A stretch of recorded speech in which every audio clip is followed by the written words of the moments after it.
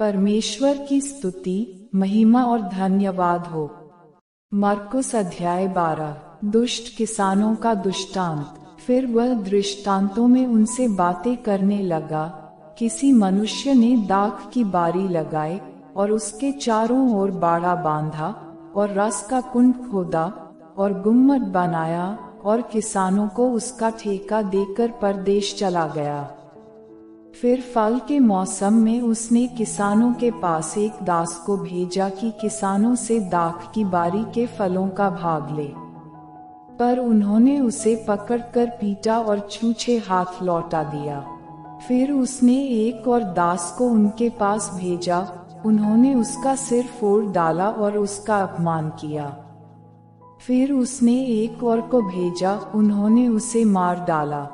तब उसने और बहुतों को भेजा। उनमें से उन्होंने कुछ को पीटा और कुछ को मार डाला।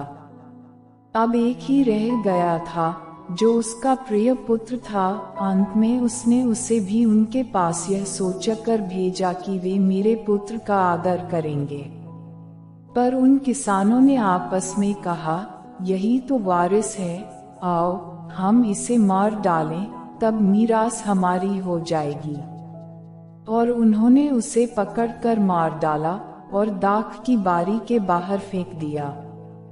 इसलिए दाख की बारी का स्वामी क्या करेगा?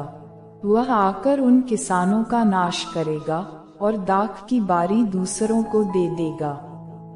क्या तुमने पवित्र शास्त्र में यह वचन नहीं पढ़ा, जिस पत्थर को राजमिस्त्रियों ने निकम्मा ठहराया था, वही कोने का सिरा हो गया। यह प्रभु की ओर से हुआ और हमारी दृष्टि में अद्भुत है। तब उन्होंने उसे पकड़ना चाहा, क्योंकि समझ गए थे कि उसने उनके विरोध में यह दृष्टांत कहा है। पर वे लोगों से डरे और उसे छोड़कर चले गए। कैसर को कर देना। तब उन्होंने उसे बातों में फंसाने के लिए कुछ फरीसियों और हेरोदियों को उसके पास भेजा।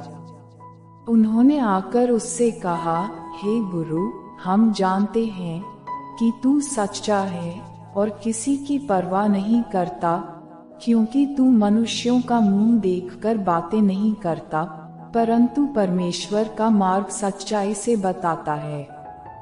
तो क्या कैसर को कर देना उचित है या नहीं? हम दें या न दें? उसने उनका कपट जानकर उनसे कहा, मुझे क्यों परखते हो? एक दीनार मेरे पास लाओ कि मैं उसे देखूं। वे ले आए और उसने उनसे कहा, यह छाप और नाम किसका है? उन्होंने कहा, कैसर का। यीशु ने उनसे कहा, जो कैसर का है वह कैसर को, और जो परमेश्वर का है परमेश्वर को दो। तब वे उस पर बहुत अचंभा करने लगे।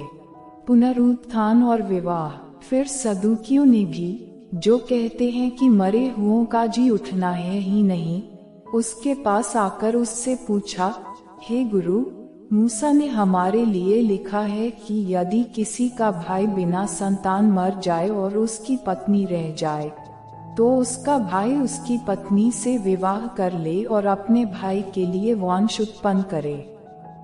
7 भाई थे। पहला भाई विवाह करके बिना संतान मर गया। तब दूसरे भाई ने उस स्त्री से विवाह कर लिया और बिना संतान मर गया, और वैसे ही तीसरे ने भी किया, और 7 से संतान न हुई। सबके पीछे वह स्त्री भी मर गई। अतः जी उठने पर वह उनमें से किसकी पत्नी होगी, क्योंकि वह 7 की पत्नी हो चुकी थी।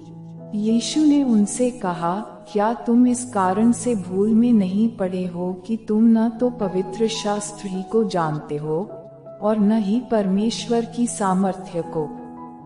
क्योंकि जब वे मरे हुओं में से जी उठेंगे, तो वे न विवाह करेंगे और न विवाह में दिए जाएंगे, परंतु स्वर्ग में दूतों के समान होंगे। मरे हुओं के जी उठने के विषय में क्या तुमने मूसा की पुस्तक में झाड़ी की कथा में नहीं पढ़ा कि परमेश्वर ने उससे कहा, मैं अब्राहम का परमेश्वर और इसहाक का परमेश्वर और याकूब का परमेश्वर हूँ। परमेश्वर मरे हुओं का नहीं वरन जीवितों का परमेश्वर है, अतः तुम बड़ी भूल में पड़े हो। सबसे बड़ी आज्ञा। शास्त्रियों में से एक ने आकर उन्हें विवाद करते सुना, और यह जानकर कि उसने उन्हें अच्छी रीति से उत्तर दिया, उससे पूछा, सबसे मुख्य आज्ञा कौन सी है? यीशु ने उसे उत्तर दिया, सब आज्ञाओं में से यह मुख्य है, हे इस्राएल सुन, प्रभु हमारा परमेश्वर एक ही प्रभु है, और तू प्रभु अपने परमेश्वर से अपने सारे मन से और अपने सारे प्राण से और अपनी सारी बुद्धि से और अपनी सारी शक्ति से प्रेम रखना। और दूसरी यह है, तू अपने पड़ोसी से अपने समान प्रेम रखना। इससे बड़ी और कोई आज्ञा नहीं। शास्त्री ने उससे कहा, हे गुरु, बहुत ठीक, तूने सच कहा कि वह एक ही है, और उसे छोड़ और कोई नहीं।